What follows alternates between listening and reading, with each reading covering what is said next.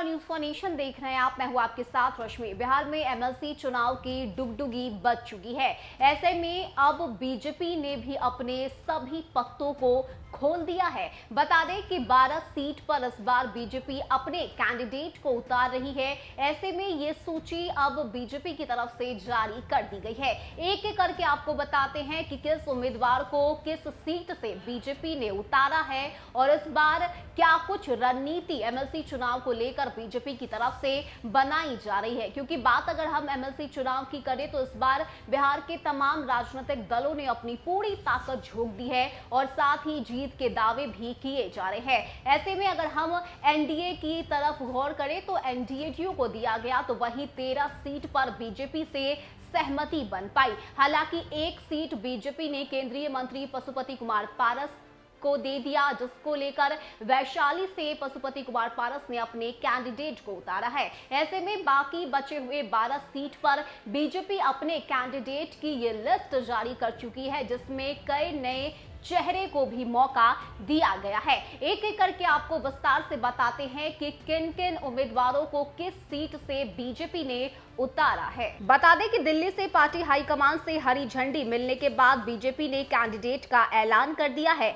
चर्चा में रही औरंगाबाद सीट से दिलीप सिंह पार्टी के उम्मीदवार होंगे। पटना के अटल बिहारी सभागार में मंगलवार को आयोजित मिलन समारोह में बिहार भाजपा अध्यक्ष डॉक्टर संजय जायसवाल और अन्य वरिष्ठ नेताओं की मौजूदगी में दिलीप को पार्टी की सदस्यता दिलाई गई। इसके साथ बता दें कि बिहार विधान परिषद की 24 सीटों के लिए राष्ट्रीय जनतांत्रिक गठबंधन में भाजपा 13 तो जनता दल यूनाइटेड 11 सीटों पर चुनाव लड़ रही है। 13 में से भाजपा अपनी एक सीट केंद्रीय मंत्री पशुपति कुमार पारस वाली लोक जनशक्ति पार्टी को देगी। वैशाली से लोजपा पारस गुट का प्रत्याशी चुनाव मैदान में होगा।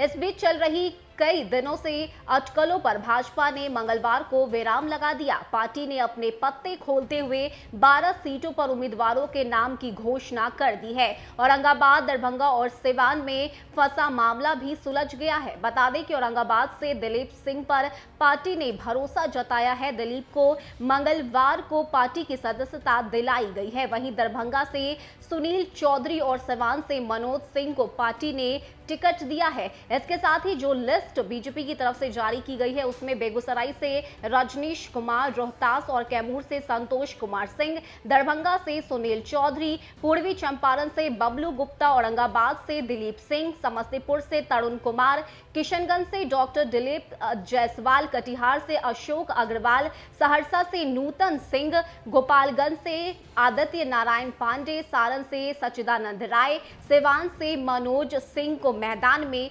उतारा गया है। तो बता दें कि एमएलसी चुनाव को लेकर जो वोटिंग है वो 4 अप्रैल को होनी है और 7 अप्रैल को नतीजे भी सामने आ जाएंगे। ऐसे में अब ये पत्ते भी बीजेपी की तरफ से खोल दिए गए हैं और किन किन सीटों पे किस उम्मीदवार को बीजेपी ने उतारा है ये हमने आपको इस खबर में बताई है। ज्यादा अपडेट के लिए आप बने रहिए न्यूज फॉर नेशन के साथ। नमस्कार।